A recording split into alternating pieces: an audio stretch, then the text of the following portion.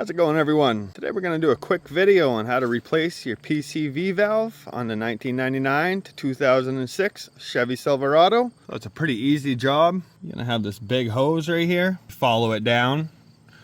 You'll see it connects into your valve cover. We just reach down here and we grab our hose. You just pull it straight up. We'll pull it out of the valve cover. Piece right here is our PCV valve. We'll just grab a hold of it and pull it out. We'll grab our new PCV valve.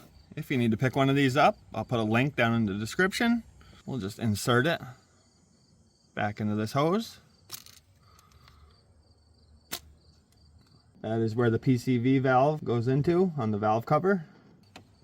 So we'll just bring the hose back down.